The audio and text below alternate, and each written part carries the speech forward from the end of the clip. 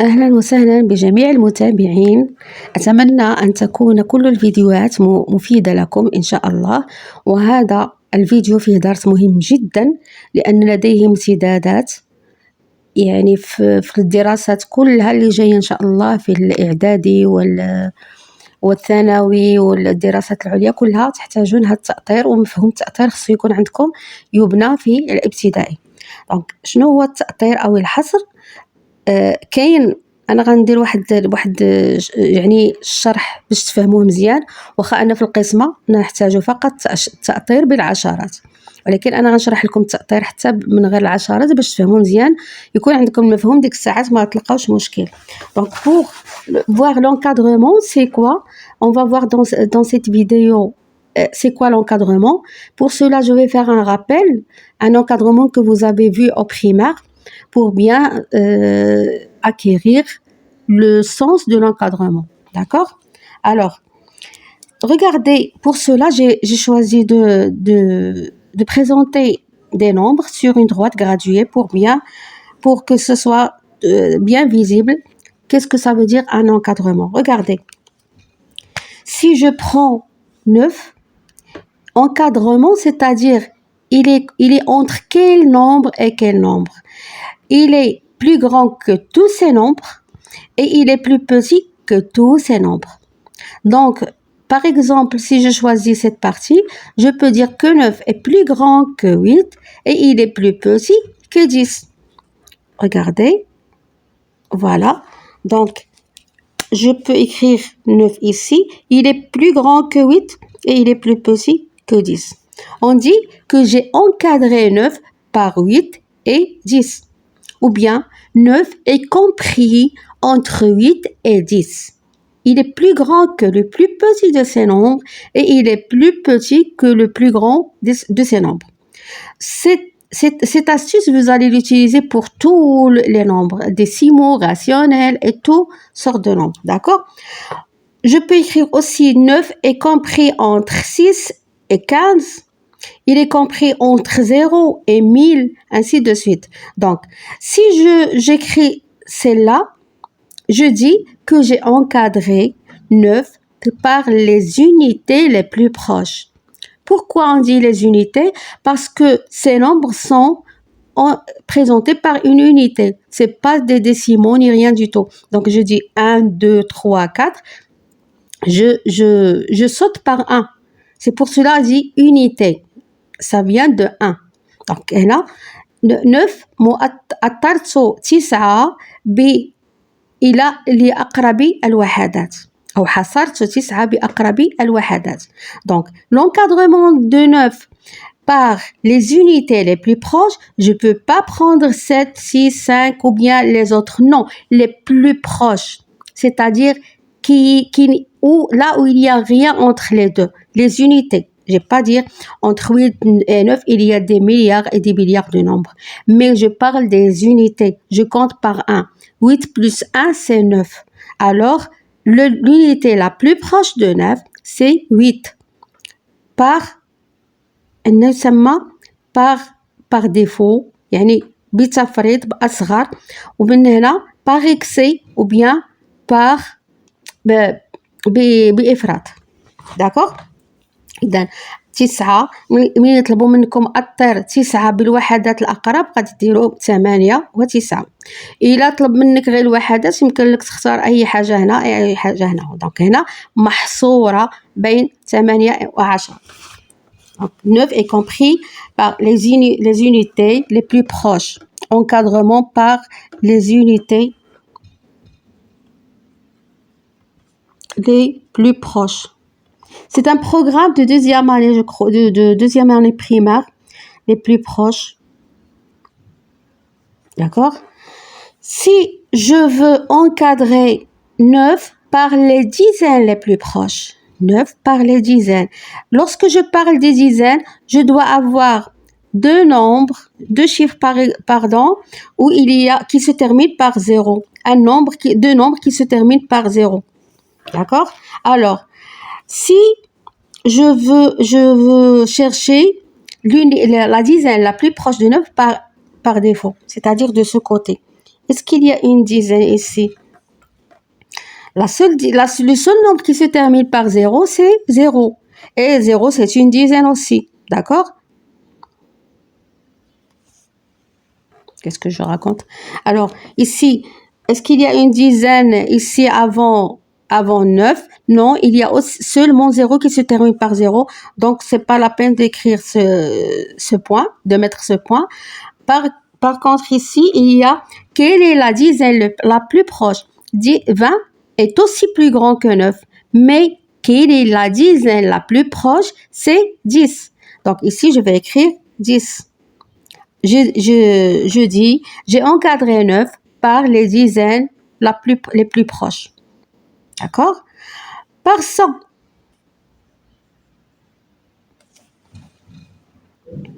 9, donc par 100 toujours, 100 c'est-à-dire 2 zéros. Quel est le nombre qui se termine par 2 zéros et qui est plus petit et plus proche de 9? Il y a seulement 0. Et là, quelle est la centaine la plus proche? Si j'ai ici, j'arrive à 100, alors j'aurai 200, 300, 400. Quelle est la plus proche? C'est 100. La même chose si je veux encadrer 13 par les unités. Regardez ici, je choisis 13 par les unités les plus proches. Alors regardez ici, je dois encadrer 13 par d'abord les unités les plus proches. Regardez ici 13. Quelle est l'unité la plus proche par défaut? C'est 12. Donc 12 et ici c'est 14. J'ai encadré par les unités les plus proches. Maintenant, les dizaines les plus proches. Qu'est-ce que ça veut dire les dizaines? C'est-à-dire, je vais mettre un 0 ici et un 0 là. Quel est le nombre qui se termine par 0 qui est inférieur à 13? Est-ce que c'est 0? Non, c'est 10. Regardez. Donc, 10 et par là, c'est 20. Aussi, je peux mettre 30, 40, 1000, million, 1 million, mais la dizaine la plus proche, c'est 20. Et par excès, c'est 10. Regardez, il est compris entre les deux. Maintenant, les centaines. Quelle est la centaine la plus proche par défaut de 13? Il n'y a rien que 0. Et ici, c'est 100. J'espère que vous avez bien compris cet encadrement. Par les dizaines, par les centaines.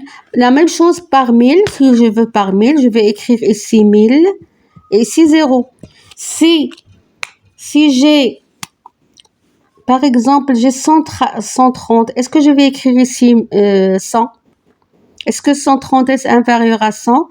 Alors, 130 sera entre 100 et 200. Regardez cet exemple.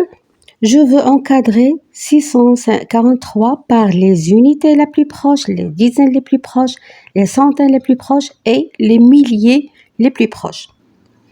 Donc, regardez, les unités les plus proches, je m'intéresse au chiffre des unités, celui-là. Alors, je vais entourer. Donc, puisque le nombre il est formé de 3 chiffres, alors je vais mettre 3 points. Regardez, 3. Quel est le nombre qui est inférieur à 3? C'est les unités, c'est-à-dire c'est 2. Et ici, c'est 4. D'accord? Et j'écris l'autre nombre.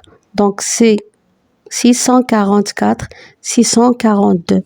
Donc, il est compris entre 642 et 644. Maintenant, par les dizaines les plus proches, je vais mettre 3 points et un 0 ici. Toujours, les dizaines, ça veut dire 0. Les centaines, ça veut dire 2 zéros. Et les milliers, 3 zéros par ici et par là. Ici, 2. Donc, ici, ça va rester un chiffre. Ici, 1. Pardon, non. Attendez. Donc, regardez ici. Quelles sont les dizaines les plus proches de 643? Je m'intéresse à ces deux chiffres. 43, quel est le nombre qui est inférieur à 43? La dizaine la plus proche de 43, c'est 40. Donc, j'écris ici 4. Et ici, 40 quelle est la plus... Donc, ici, par la dizaine la plus proche, je vais voir 43. Quelle est la dizaine la plus proche par défaut de 43? Et moi, c'est 40. Ou bien, je vais mettre au lieu de 3, 0, puisque je parle de dizaines, et je garde celui-là ici, et celui-là, je vais faire celui-là plus 1 de ce côté, et ici, moins 1 ou bien moins 0. D'accord? Pour ne pas vous tromper, vous utilisez 43. Quelle est la dizaine la plus proche par défaut? C'est-à-dire la plus petite que 43, c'est 40. Alors, je vais écrire ici 40. Et ici, 50.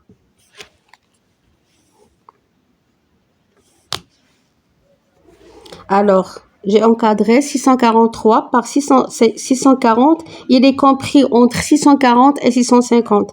Je parle de dizaines, alors je dois avoir toujours des dizaines ici. 10, 20, 30, 40 et ainsi de suite. Par les centaines, c'est la même chose. Je mets au lieu de 43, 2 zéros ici et des zéros là, parce que j'ai besoin seulement des centaines. Regardez ça, 643. Il est où ici? Je peux le placer où? Il est compris entre 600, il est plus grand que 600 et il est plus petit que 700. Donc, il est dans ce côté, dans cette partie-là, dans cet intervalle, d'accord? Ici, c'est 500, 643. Il est à peu près vers le milieu, à peu près. Il est près de 650. Alors, si il est là, quelles sont les centaines les plus proches? Il y a 600 de ce côté, plus petit que 643, et 700, il est plus grand. Donc, il est compris entre 600 et 700. Pour les 1000, regardez, est-ce qu'il y a des milliers inférieurs à 643? Non, il y a seulement des centaines, des unités, il y a le zéro. Donc, ici, 3 zéros, ou bien je barre les deux, je garde seulement un zéro. Ici, quel est le millier le plus proche de 643? C'est 1000. Donc, ici, il y a 1000. Si je prends un nombre ici, quels sont les milliers les plus proches? C'est 1000 et 2000. Les centaines les plus proches, bien sûr, je vais faire parce que cette droite, elle est graduée en centaines. Donc, la centaine la plus proche, c'est celle-là. Les dizaines les plus proches seront là. Et les unités les plus proches seront là. D'accord? Maintenant, on va passer aux encadrements qu'on utilise dans la division. C'est très important. Alors, qu'est-ce que ça veut dire l'encadrement de la division? Regardez, si je prends cette division, le premier exemple, alors 55 divisé par 9, j'encadre le dividende. Je l'encadre entre deux multiples successifs de 9. Deux multiples successifs de 9. C'est-à-dire, je vais écrire 57 compris entre 9 fois un nombre et 9 fois un nombre. D'accord? Le secret, c'est ici. Fois combien? Ces nombres doivent être toujours 1, 10, 100, 1000 et ainsi de suite. Pas d'autre, d'accord? Si je mets ici 1, je dois mettre 10. Si je mets 10, je mets 100. Si je mets 100, je mets 1000 et ainsi de suite. Regardez bien. 57, il est compris entre 9 fois combien? Si je commence par 100, par 1000, sera 9 fois 1000, c'est 9000. Est-ce que 9000 est plus petit que 57? Alors non. Si je prends 9 fois 100, c'est un 900. Non, il n'est pas plus petit, c'est plus grand que 57. 9 fois 10, si j'écris ici 10, j'aurai 90. Est-ce qu'il est plus petit que 57? Non. Alors c'est faux. Je dois prendre seulement 1 ici. Et si je prends ici 1, ici je prends automatiquement 10. Parce que les deux multiples successifs, bien sûr, du diviseur doivent être successifs. C'est-à-dire, si celui-là est 1, le deuxième, c'est 10. Voilà successif. Qui suit 100, c'est 1000. Qui suit 1000, c'est 10 000. Et ainsi de suite. D'accord? Alors, que veut dire cette écriture? Si 57 est compris entre 9 fois 1 et 9 fois 10, 9 fois, ça c'est le quotient. Donc, qu'est-ce que ça veut dire? Que si je divise ce nombre par 9, le quotient sera compris entre 1 et 10. C'est-à-dire, les nombres entre 1 et 10, tous, ils ont un seul chiffre. C'est-à-dire, mon quotient aura un seul chiffre. Un seul chiffre. Alors, j'effectue ma division. Je fais comme ça. Je mets un seul point. D'accord? Puisque un seul chiffre, je mets un seul point. Ici, j'écris 9. Comme on a déjà vu, 57. Alors, quel est le nombre que je multiplie par 9 pour trouver un nombre inférieur ou égal à 57? C'est 6. Puisque 6 fois 9, c'est 54. Alors, j'écris ici le multiple le plus proche. C'est fois 6. Et le reste, c'est 3. Est-ce que j'ai trouvé un seul? Est-ce que mon opération est terminée? Bien sûr que c'est terminé. Est-ce que j'ai un seul chiffre au quotient? Oui. Donc, tout est logique et juste dans mon opération dès le début. Donc, cet encadrement m'a aidé et il va vous aider beaucoup parce que quelquefois, les élèves ici choisissent un multiple qui est c'est-à-dire un multiple qui n'est pas le plus proche, alors ils auront un reste plus grand et ils auront deux chiffres au quotient. Par exemple, je vais vous donner un contre-exemple. Par exemple, si j'écris 57, c'est 9 fois 5, bien sûr c'est 47, plus combien? Il va me rester, regardez, 9 plus 3, donc il va rester 12. Je crois que c'est 12. Oui. Donc, est-ce que 12 est plus petit que 9? Non. Donc, mon opération, elle est juste mathématiquement, mais elle n'est pas caractérisable de la division. Elle n'est pas caractéristique de la division. La division, je dois avoir un reste plus petit que le diviseur. Alors, un élève qui va faire comme ça, qu'est-ce qu'il va faire pour la division? S'il n'a pas utilisé l'encadrement, ou bien s'il n'a pas compris qu'est-ce que ça veut dire ici 10, il va faire ici 9 et ici 5. Alors, moins 45, il va rester 12. 12 est plus grand que 9. Il va diviser encore 12 sur 9. Il va trouver 1 et il va lui rester ici 3. Alors, est-ce que c'est logique que 9 fois 51 égale à 57? Regardez, toujours dans les mathématiques, utilisez la logique. Si vous trouvez un nombre qui est plus petit, même que le dividende, alors bien sûr, il y a une faute quelque part. Lorsque je reviens à mon encadrement, ça sera un signal d'alarme. Alors, vous avez une faute. Le quotient doit avoir seulement un chiffre.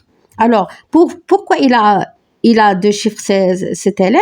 Parce qu'il a utilisé un multiple de 9, mais pas le plus proche du dividende.